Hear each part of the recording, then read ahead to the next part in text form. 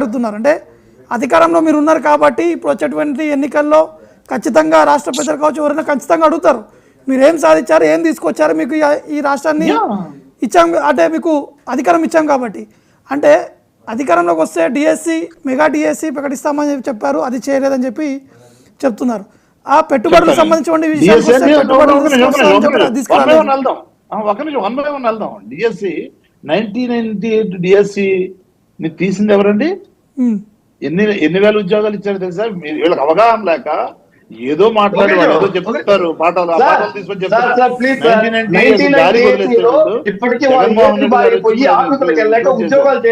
జగన్మోహన్ రెడ్డి గారు వచ్చిన తర్వాత దాన్ని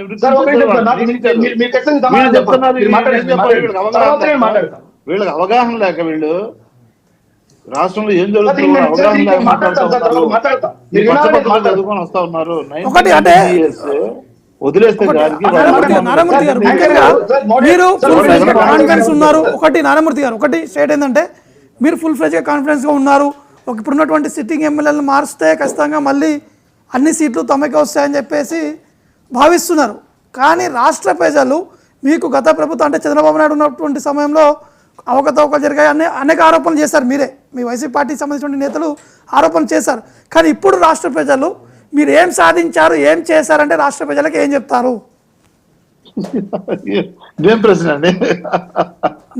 4.5 లక్షల కోట్ల రూపాయలు డైరెక్ట్ గా డీబీటీ నాన్ డీబీటీ ద్వారా ఇవాళ అక్క చెల్లెమ్మల ఖాతాల్లోకి, బీసీ ఎస్సీ ఎస్టీ మైనార్టీల ఖాతాల్లోకి తూచా తప్పకుండా టైం ఇవాళ 1వ తారీఖు వచ్చిందంటే వాళ్ళ పెన్షన్ ఎన్ని వేల కోట్లు తెలుసా మీకు? అంగన్వాడీలకు సంబంధించిన విషయం కూడా పెద్ద ఎత్తున ఆందోళన జరుగుతుంది రాష్ట్రంలో. అంగన్వాడీలకి ఎప్పుడు పెంచాం మనం? జగన్మోహన్ రెడ్డి గారు వచ్చిన వెంటనే వాళ్ళ శాలరీలు పెంచారు. కానీ ఈ రోజు ఏమైంది? మళ్ళీ ఈ దుష్ట పార్టీలు కానివ్వండి, దుష్ట శక్తులు కొన్ని లోపల దూరి వాళ్ళని రెచ్చగొట్టి వాళ్ళని కడుపు కొట్టే కార్యక్రమం చేస్తా ఉన్నారు, వాళ్ళని అబాస్ పాలు చేసే కార్యక్రమం చేస్తా ఉన్నారు. జగన్మోహన్ రెడ్డి గారు ప్రభుత్వంలోకి వచ్చిన వెంటనే పెంచారు శాలరీలు. అదేవిధంగా పారిశుద్ధ్య కార్మికులకి ఎక్కడా పెంచలేని విధంగా, ఎక్కడ ఏ రాష్ట్రంలో లేని విధంగా ఇవాళ ఆంధ్రప్రదేశ్ లో పెంచాము. వాళ్ళలో కూడా వీళ్ళు కొన్ని దుష్ట శక్తులు, కొన్ని విషపూరిత శక్తులు, విష పురుగులు లోపలికి చేరి వాళ్ళని పరిశుభ్రం చేసి వాళ్ళ వెనకాల నుండి నడిపించే కార్యక్రమం చేస్తా ఉన్నారు.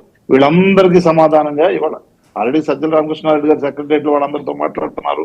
అవన్నీ జరుగుతూ ఉన్నాయి.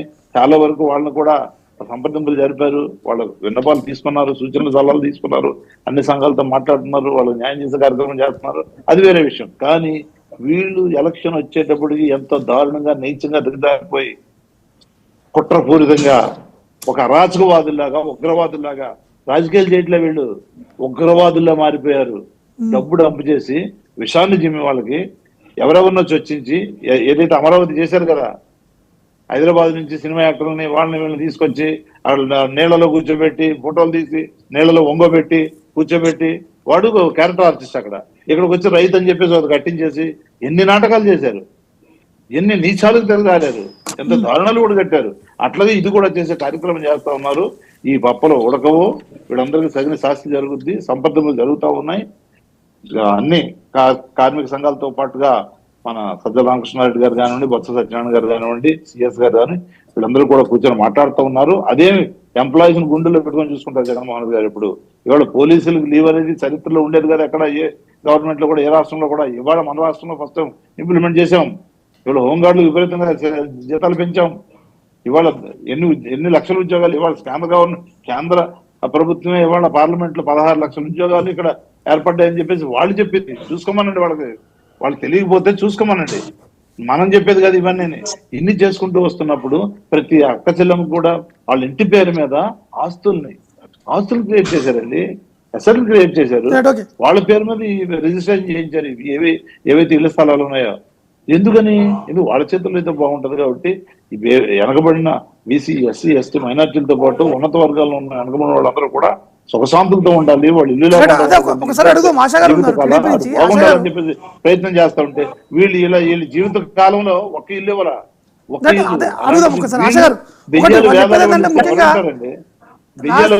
ఓటమి భయంతో చంద్రబాబు నాయుడు ఆడుతున్నటువంటి ఈ యొక్క డ్రామా పక్క వాళ్ళని రెచ్చగొట్టి తాము అధికారంలో రావచ్చేందుకు ఈ విధంగా ప్రయత్నాలు చేస్తున్నారనేది వారు చెప్తున్నారు. దానికి సమాధానం సార్ ముందు వైసీపీ వాళ్ళ డ్రామాలు ఆపేసామని చెప్పండి. వీళ్ళకి మాట్లాడటం కాదు, పాలన చేయడానికి చేతగాక ఎదుటి వాళ్ళ మీద ఏడ్సే రకాలు ఇల్లు. ఏదన్నా మాట్లాడితే పచ్చ మీడియా, ఏమైనా మాట్లాడితే పచ్చ పేపరు. ఈ 2 అక్షరాలు తప్ప వాళ్ళ నోట్ల నుంచి అభివృద్ధి పాలన ఏమైనా చేశామని చెప్తున్నారా? అంగన్వాడీ వాళ్ళకి రెచ్చగొట్టేశారా? వీళ్ళకి సిగ్గుండాలి ఈ మాట మాట్లాడటానికి. కొంచెమన్నా జ్ఞానం ఉందా వాళ్ళకి? వాళ్ళు ఆయన పాదయాత్రలో జరిగినప్పుడు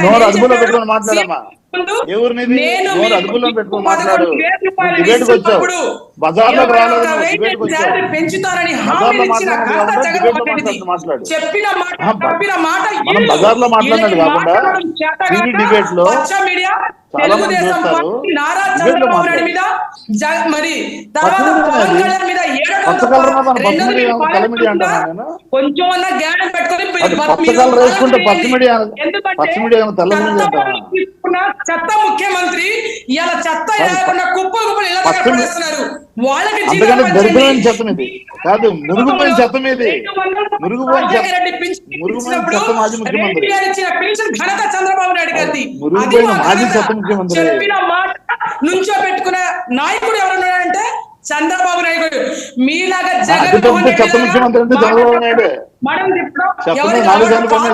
ముందు మీరు ఏ పాలన చేశారో, మేము ఇల్లు 1,00,000 ఇల్లు కట్టింది మేము, అభివృద్ధి చేసింది మేము, రోడ్లు చేసింది మేము.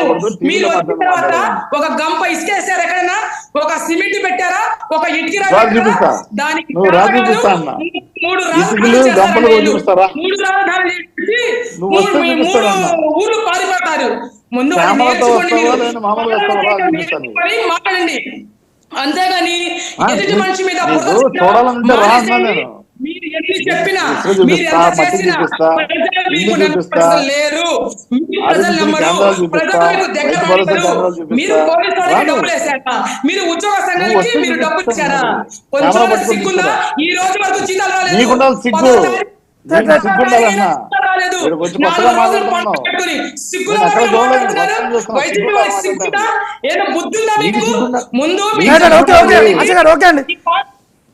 బజార్లో మాట్లాడుతున్నావు, టీవీలో మాట్లాడు, మీరు బజార్లో మాట్లాడు తీసుకొచ్చి ఆశ గారు